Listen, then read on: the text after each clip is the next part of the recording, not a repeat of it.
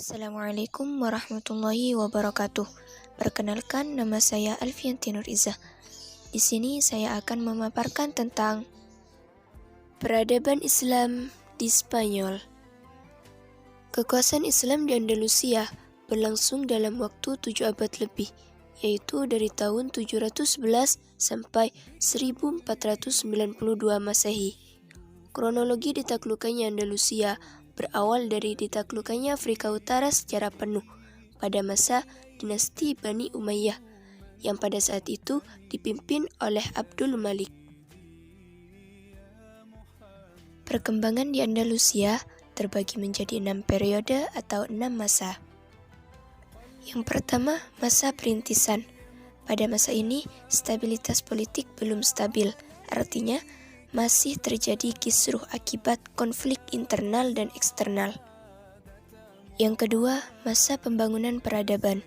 Pada masa ini, Andalusia di bawah gubernur Bani Umayyah yang lepas dari Daulah Abbasiyah. Yang ketiga, masa keemasan. Pada masa keemasan, dibawa oleh pemerintah Abdurrahman III yang berjuluk An-Nasir. Pada masa itu, pemerintahan mendirikan Universitas Cordova dan masyarakatnya menikmati sejarah serta kemakmurannya. Yang keempat, masa dinasti kecil.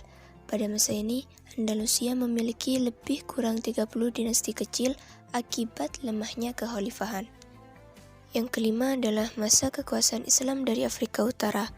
Pada masa ini, tetap terdapat kekuasaan dinasti kecil, namun yang memiliki kekuatan dominan adalah dinasti kecil yaitu Murabbitun dan Muwahhidin. Yang keenam, masa dinasti Bani Ahmar. Pada masa ini, Islam hanya berkuasa di Granada. Kemajuan peradaban Islam di Andalusia.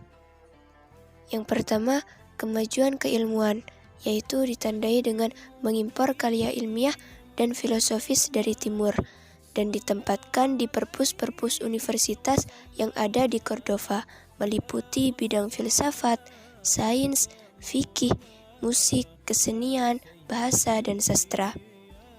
Yang kedua, kemajuan infrastruktur. Pembangunan yang paling menonjol adalah pembangunan gedung-gedung, kota, istana, masjid, pemukiman, dan taman-taman. Faktor yang mendorong kemajuan Islam. Yang pertama, kebijakan pemerintah. Kepemimpinan para penguasa Islam yang mendorong pengembangan keilmuan bahkan menjadi pelopor keilmuan seperti Muhammad bin Abdurrahman dan Al-Hakim. Kedua, toleransi. Toleransi yang diterapkan pemerintah sehingga penganut agama lain dapat memberikan sumbangsih pada pengembangan peradaban di Andalusia.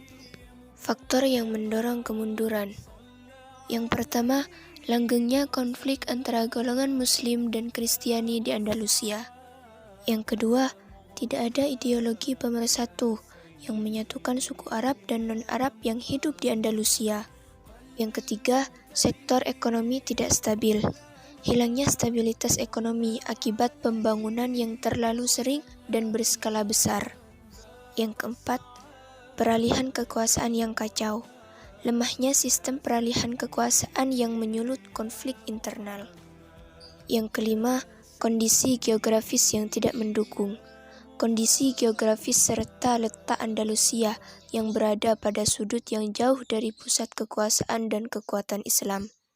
Nah, itulah tadi sejarah peradaban Islam di Spanyol. Terima kasih, semoga bermanfaat. Wassalamualaikum warahmatullahi wabarakatuh.